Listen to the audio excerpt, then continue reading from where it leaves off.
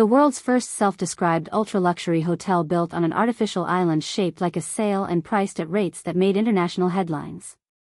It was not just a hotel. It was a declaration. Dubai was saying to the world, "We have arrived. Come and see." The Palm Jumeirah followed, an artificial archipelago visible from space, carved out of the Arabian Gulf in the shape of a palm tree. Sold to the world as the eighth wonder of the modern age. Then the Burj Khalifa, 828 meters of steel and glass that became the world's tallest building. Then Dubai Mall, the world's largest shopping center. Then the Museum of the Future, a building so visually striking that simply existing near it became a social media moment. Every single one of these projects was designed with one central purpose: to make Dubai look too extraordinary to ignore. So this is, to make you feel that if you had not been to Dubai, you had not truly seen the world. And for a while, a long, spectacular while, it worked. By 2019, Dubai welcomed over 16 million international tourists in a single year. Revenue from tourism exceeded $36 billion. The city had more five-star hotels than any other city on earth. Its airport, Dubai International, became the busiest international airport in the world. Flights arrived from every corner of the planet every single day, carrying people who had saved for years, chasing the fantasy of a city that seemed immune to the problems plaguing everywhere else. The fantasy was immaculate. And beneath it, invisible to almost every tourist who ever walked through those glass doors, was an entire civilization of people who made it all possible. Let us talk about the workers. When you land in Dubai, check into your hotel, and order room service, you are being served by a person who almost certainly came from somewhere else: Pakistan, India, Bangladesh, the Philippines, Nepal, Sri Lanka, Ethiopia, Kenya, Egypt. These workers construct the buildings, operate the elevators, clean the rooms, and staff the hospitals. Without them, Dubai is a desert. The number of migrant workers inside the UAE, the larger federation of which Dubai is a part, is staggering. They make up more than 88% of the total workforce. In some sectors, like construction, the figure approaches 99%. The UAE's own citizens, known as Emiratis, represent a minority of the people living and working on their own soil. And the system that governs how these workers are brought in, kept in, and critically kept from leaving is called the kafala system. Kafala in Arabic means sponsorship. In practice, it means something far more complicated and far more consequential. Under the kafala system, a migrant worker's legal right to be in the UAE is tied directly and exclusively to their employer. Their visa is not independent. It is not portable. It does not belong to them, it belongs to whoever hired them. This means that if a worker arrives in Dubai and their employer turns out to be abusive, fraudulent, or simply fails to pay their wages, which happens at a scale that is extremely well documented, that worker cannot simply walk out and find another job. They cannot call a labor hotline and expect meaningful protection. They cannot, in most situations, leave the country without their employer's explicit permission. For years, under the traditional kafala model, a worker needed their employer's permission to exit the country. This was not a rumor. It was written into law. And this is the system that has underpinned Dubai's entire tourism and construction economy. Every hotel that went up, every road that was laid, every mall that was built, every service delivered with a smile to a tourist who was blissfully unaware of what that smile was built on. Now, Dubai and the UAE have acknowledged this. There have been reforms announced.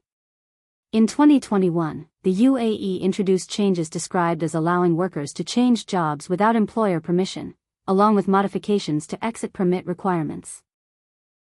But labor rights organizations and human rights groups, including Amnesty International and Human Rights Watch, have repeatedly noted that the gap between announced reforms and ground-level reality remains enormous. Workers who try to invoke their new rights often face bureaucratic barriers, employer retaliation, debt bondage from recruitment fees, and a legal system that was not designed to protect them. The recruitment fees alone are devastating. A worker from Nepal or Bangladesh might pay anywhere from $1,000 to $5,000, money they do not have, to a recruitment agent just to secure a job in Dubai. They borrow it from family, sell land, or take loans at brutal interest rates. Then they arrive, and the job is different from what was promised. The salary is lower. The hours are longer. The accommodation is a shared labor camp outside the city that tourists never see, with dozens of men to a room and inadequate sanitation, far from the skyline of glass and light. They cannot leave immediately. They cannot go home. They are in debt. Their visa is tied to their employer. So they stay. They work. They send whatever they can back to their families. And the clock of their contract counts down slowly. This is the human infrastructure of Dubai's tourism miracle. And now that the miracle is under strain, these are the people most exposed to the consequences. So what is actually happening to Dubai's tourism industry? The story is not simple. Dubai's tourism numbers took a catastrophic hit during the COVID-19 pandemic, as they did everywhere. In 2020, arrivals collapsed. Hotels that were once full were suddenly empty. The aviation sector was grounded. The city that never sleeps went quiet. The UAE recovered faster than many expected.